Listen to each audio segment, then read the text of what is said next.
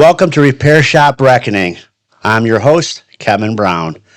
Repair Shop Reckoning, the race is zero. Why do I say the race is zero? Because everybody in our industry thinks the cheaper you are, the more work you'll get. And that's not the facts. That's not the way you run a successful business. So on our podcast, we go through running successful businesses. I give you my 2 cents on different industry standards and stuff like that. So if you want to hear the truth, no corporate bullshit, because I'm not a corporate guy. I work for myself, so I don't answer to anybody. I tell the truth. Some people get offended, some people don't.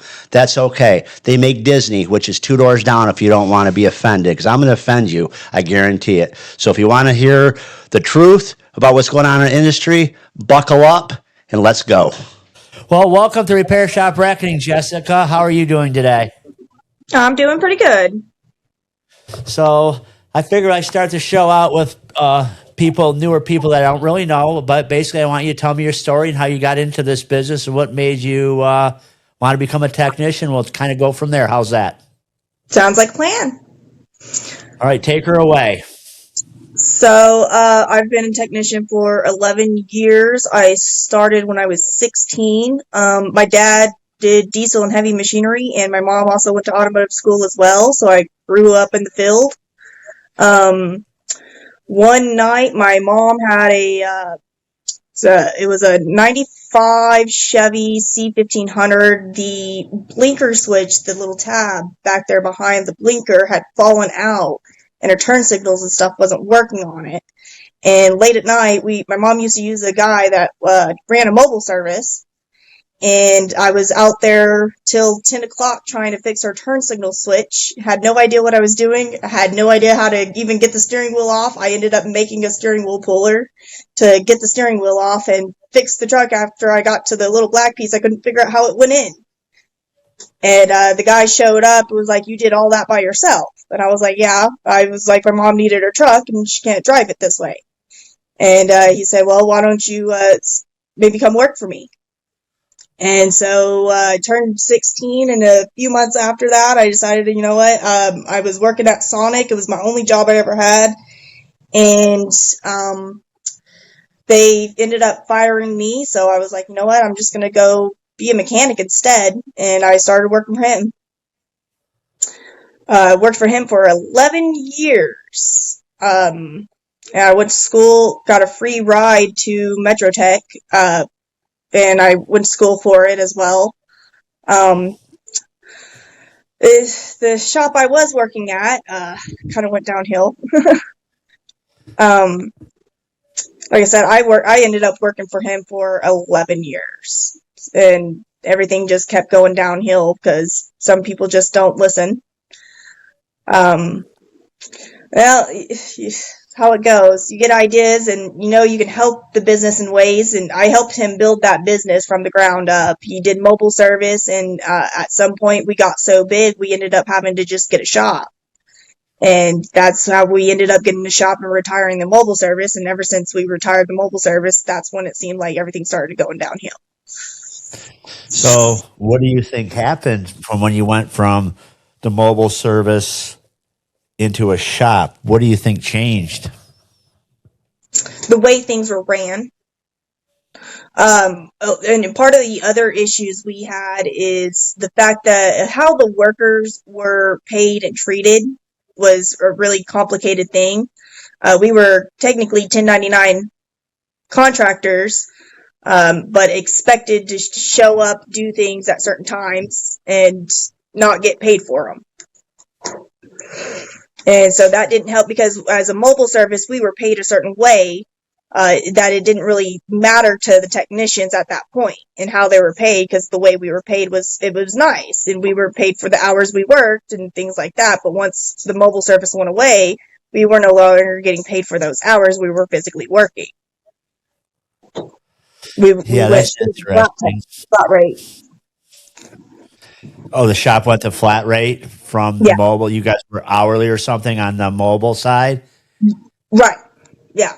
And then he took everybody to flat rate and probably didn't really know how to run a shop, really didn't know how to write service. How many guys? So it was you and him running the mobile for a long time, and then you guys opened a shop. How many guys at the shop? Was there service advisors? What was the layout of the shop? So it was me, him, and then one other guy, and then also we had an apprentice at the time. We were training. We ended up actually we ended up getting into some trouble because we were working out of a trailer park for a long time. Well, you can't work in a trailer park, and so we ended up having to close that down and open just a physical shop, an actual shop. And this will all happen in the middle of COVID. I mean, as soon as COVID hit, the city shut us down. But we were doing so well, making so much money at the time, we just went and opened a shop altogether. And even through COVID, we were doing great. But like I said, there was two of us. There was just the owner, me, another technician, and then an apprentice. And then at some point, we did end up hiring an office staff. I wouldn't say necessarily a service advisor, more of just kind of somebody there to answer a phone and respond to text messages. Okay. And So let's go. Yeah. Go ahead. so usually the technicians ended up having to run the entire shop.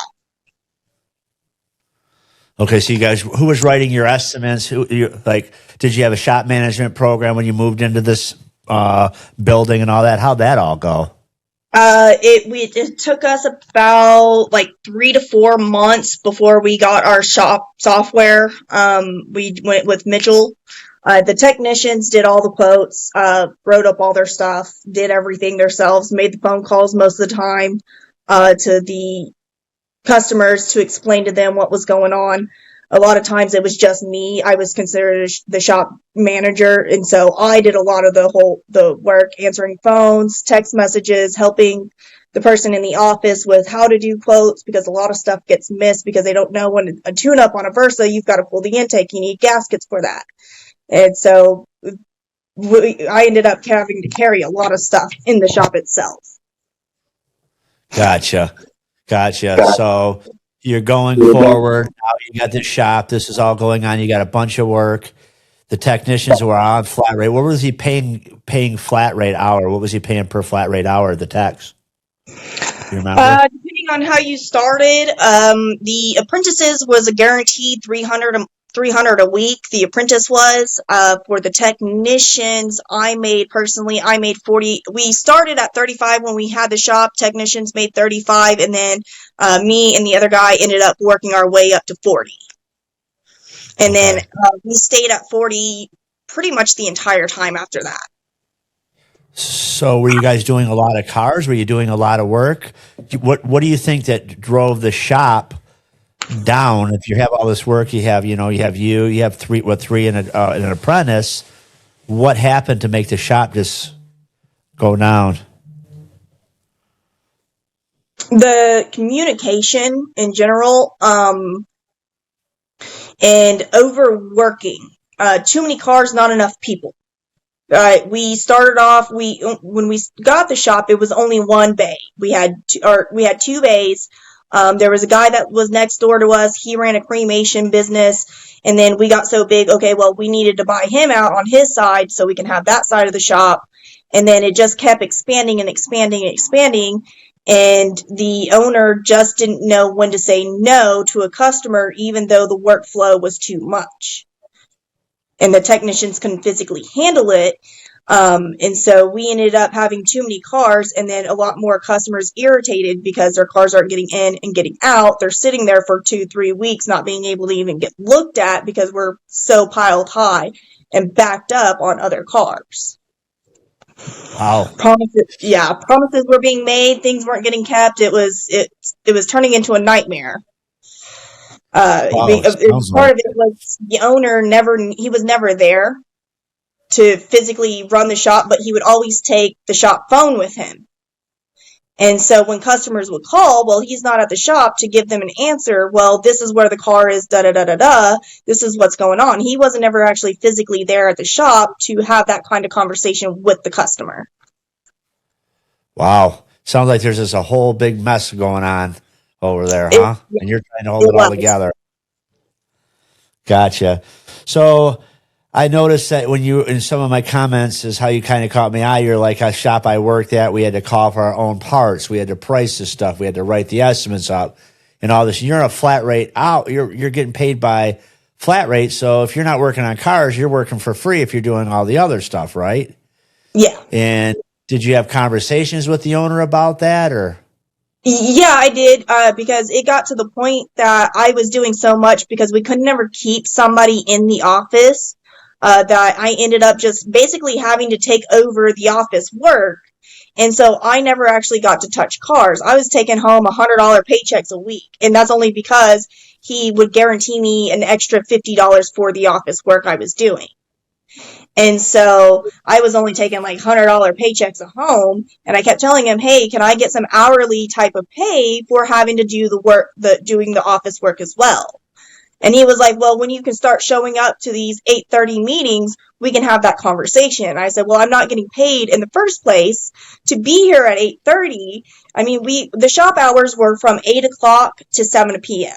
Those were shop hours. Technicians were supposed to be there at 8 o'clock. The person in the office was expected to be there at 7:30 to open up the shop. But no, we weren't paid for those hours. Of course, the person in the office, they got paid hourly. They were the only person that got paid hourly. But all the technicians never got paid hourly. We had a board, which I actually still use the same method. I use a whiteboard. I write everything down on the board, what car, it's technician's name, what they're supposed to do for that day, what cars are coming in as drive-bys and look-ats, and who's supposed to do those cars. And he would walk in every morning, well, I don't know what I'm supposed to do. Well, your name is on the board with cars. That's where you start. You're not a child. I don't need to hold your hand. Everyone else can walk in, look at that board, and know exactly what they're doing for today. Why does there need to be a 30-minute meeting? It's wasting time. And he didn't understand that. And because it irritated a lot of the technicians, because we would try to hire on new people. And they of course they worked at other shops. They know how things were ran at other shops. And they're like, you expect me to show up for a meeting I'm not even getting paid for. It's like, that's the kind of the problem. Yeah. So, at my shop in the morning, the guys walk in, they have their laptops on their desk, and they basically have a digital whiteboard like you do with their jobs on it for the day. My service advisors and my shop foreman go, hey, this is what you're going to do today. Boom, boom, boom. Any questions? Nope. All right. Well, yeah, I have a question. Where's the parts? Look at your computer. It'll tell you if parts are in process or whatever, or if they're on the way. And that's basically break and we go. That's the extent of our meeting. Just kind of keeping everybody on the same page, Yeah. But it sounds like a whole lot of mess going on in that shop over there, huh? Yeah. And I was trying to keep it all together as best as I could because, like I said, I started when I was 16 and I worked for the shop for 11 years. With the promise of at some point it was going to be my shop because the owner didn't have a real retirement plan in place. And he saw the shop as that's his way of retiring and he needs somebody to eventually pass it down to. And I was supposed to be that person, but it got to a point where he would just tell people he'd rather burn the shop to the ground than let us inherit it. Oh, sounds like a stand-up guy. Not there. He doesn't want you to have the shop. He wants you to work for free. And he's probably, let me guess, he was taking all the money out of it too, right? Yes. He was buying all kinds of new cool shit, right? Telling you guys he can't afford to pay you. Wow, have I not heard this story? That's exactly what it was. We were getting, it got so bad in the last months of last year that we were getting paid once a month. And our paychecks, one technician, he would make $1,000-something a week. And the owner would be like, well, I don't have $1,000. Here's $200. And he would only pay that half of that $1,000 a month. Great business plan, eh? It was great. It didn't used to be that way. He ran things smoothly, but he ended up going through a divorce and some other things. And I think that's really what took everything downhill is his mindset got off a track. It didn't matter how many times I tried to sit him down and, hey, this is what I see you're doing. You used to tell people that, you would be there in an hour to come help them. And then it's 4 hours later, you're not calling them and telling them this is what's going on, why you're not there. Like you're telling people you're doing things, but you're not actually physically doing them anymore. He used to have a saying because we ran mobile services. And a lot of time people would just try to throw money in your face to hurry up to get you out there. Oh, well, I'll pay you an extra $100 if you can show up in the next 15 minutes. Well, I'm already working on somebody else's car. His saying used to Right. be, if my word's no good to them, my word's no good to you. And he did, and then lost all the way he was thinking. It just went downhill. Wow. So how long ago, what was the final straw that closed the shop and everybody left and got new jobs, or what? So what actually happened was one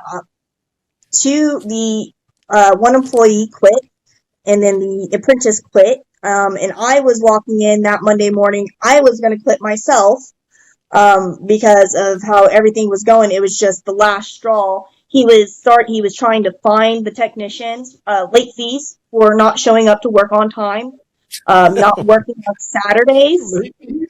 I know it sounds wild, but I actually have documentation of him actually trying to charge us and take money out of our paychecks for not showing up at 8:30.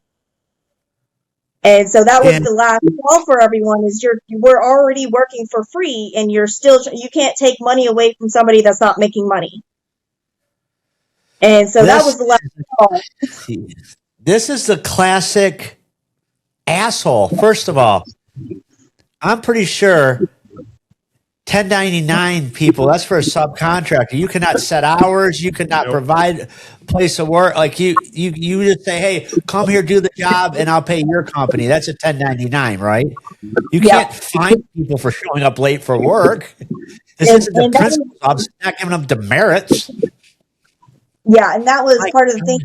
He handed out a policy stating that if we didn't do this, and this, show up at this time and do this work and blah, blah, blah, blah, blah. He handed out a policy, a document stating all of this to us. And I looked at him and I said, so who do I need to talk to about redoing my tax stuff because I'm no longer a contract laborer? I am now a physical employee. By state law and the recommendations for that, you have now officially made me an employee, not a contract laborer. You're telling me when, where, and how to do the job. absolutely. Yeah. And in his response to that was, well, I'll just close the doors. Then what will you do? Go get a job as a mechanic somewhere else. There's Start my broken own cars everywhere in the world. That's what I ended up doing was just starting my own business. All right, let's talk about that. You got your own business. Actually, let's talk about being a lady in a man's world, because I'm sure you've had your struggles with that, right? But it sounds like you're a pretty tough gal, so you probably don't get offended easy being around a bunch of guys, right? Because of your dad and how your dad raised you, right? So tell me the struggles you've had with that, and having a business now, like you started your own business, the struggles you have with that. Being a lady, do people take you serious? Is it not a problem? Talk to me about all that. I don't usually see it as a problem a whole lot. I've had a few small incidences where people look at me and they go, well, I don't want her touching my car. I've had it mostly, which is, I find it more ironic than anything. It's mostly women that look at me and go, they look at me and go, I don't want her touching my car. I want somebody else to look at it. And so it's not really been a big issue for me. I've had some people go, well, I don't believe it. There's no way that she can actually work on cars. I had a customer one time. He just bought a truck. He worked on airplanes as an airplane mechanic. He just bought a truck, and he didn't know it. The truck had been shot up, and a bullet landed in the heater core of the truck. And it was a 2000 F-150. I had done 1,000 of those dash pulls for the blend door actuators and broken doors. And the guy was like, he showed up, saw me, and he was like, so who's going to be working on my truck? I said, that would be me. He goes, no way, you're not going to be the one working on my truck. I said, yes, sir, I will be. And he was like, well, somebody else has got to monitor you, right? And the owner stepped in, was like, look, man, she's done 1,000 of these. Look, just give her a few hours. Call me back and I'll give you an update on where she's at in the truck. Well, he dropped it off at it was like 10 o'clock or so is when he dropped it off. I had to dash out of it by 12. And we had sent a picture to the customer showing him, well, dash is already out. We're going back together at this point. And he couldn't believe it. He was baffled by the time he got back to the shop, and he was like, "You did all of that in a few hours." And I was like, "Yeah, I do a lot of them." And people just Right. don't expect that out of somebody, especially I'm a small person. I weigh 107. I'm really tiny for a woman. And so people see me doing engine pulls and things like that. They walk in and see me in the shop working on an engine, doing an engine pull. They're like, "That's so cool." I wish I could do that. And I don't have a problem with a lot of our women customers. They come in, "I wish I knew how to do that." And we'll stand around and I'll guide you through some things, because I think people should know how to do certain things on their own cars. Wow, But that's pretty cool. So tell me about your shop and how you opened it, how you decided to open it, and how that all went. Well, because of the way he was doing us at the shop, we were starting to already think about, stepping away from him and just opening our own business. I know how to run a business. I helped him run that business for 11 years. I did the taxes on it. I did all the scheduling. I did all the customer communication, parts, billing. I mean, I helped pay all the bills at the shop and all that good stuff. So I knew how to run a shop. And so because he wasn't paying us and doing things like that, we were already leaning towards starting our own business. And when he decided to fire me, that was like, okay, that's the final straw. Let's finish rolling the paperwork and get things started. And so it's been slow. Last year we started in June of last, actually closer to about July. We left in June. We started really taking stuff in July. But it's just been super slow. Last year, I guess, was just slow for a lot of shops in general.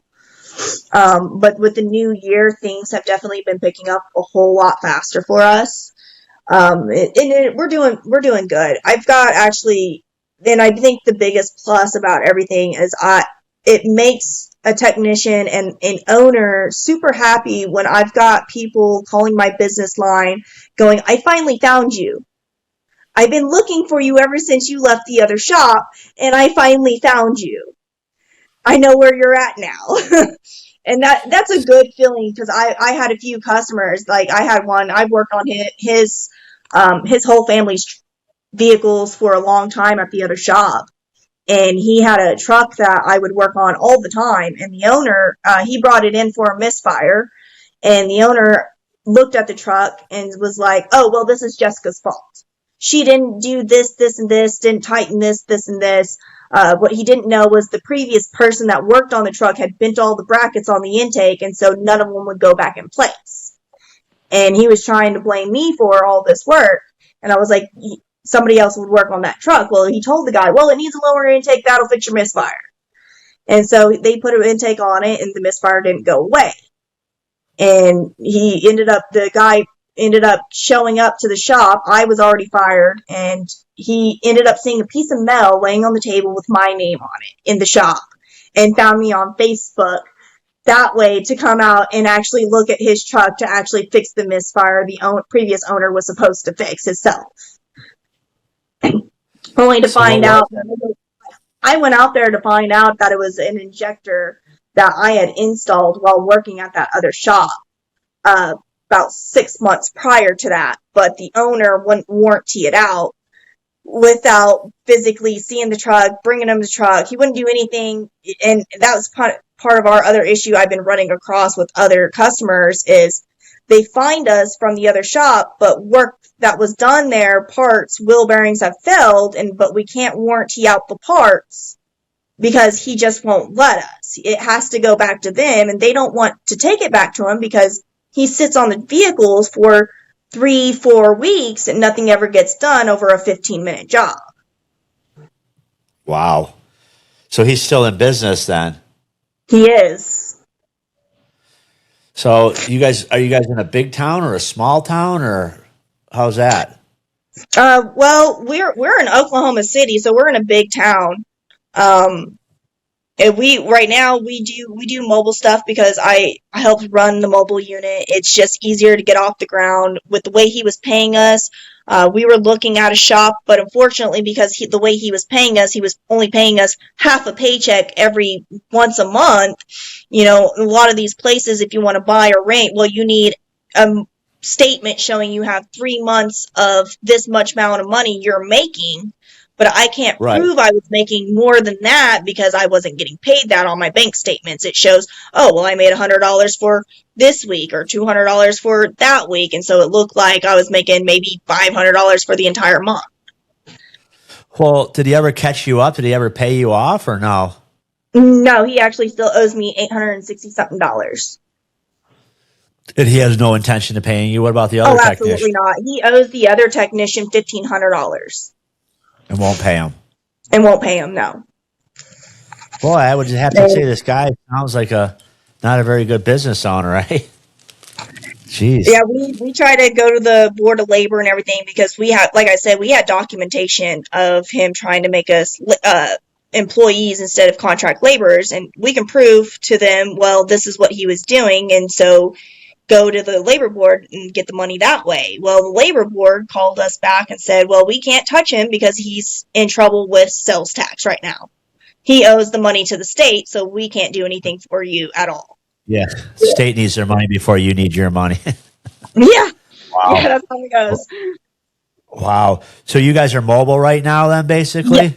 Yeah. So let's talk about some of the jobs and how you do them out there mobily, because we just had a guy on here that started a mobile business, and he was talking about struggling with oil change prices. What else was he struggling with, Jason? Just pricing in general. Pricing in general. And my take was, well, if you can get somebody to show up at your house and fix your car, you've taken a lot of logistical nightmares out of that person's life. So you tend to be able to charge them a pretty decent amount of money if you're a good business person or a good salesperson. So what's your take on all that?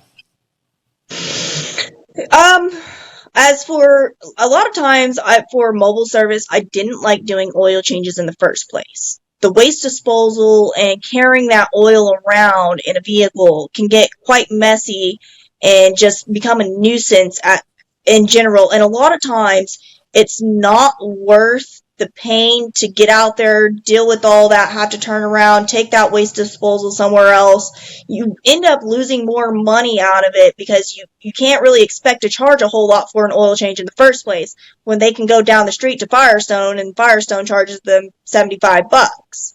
Well, your service call alone is $85 already, or $120 depending on who you are and how you do that. You know what I mean?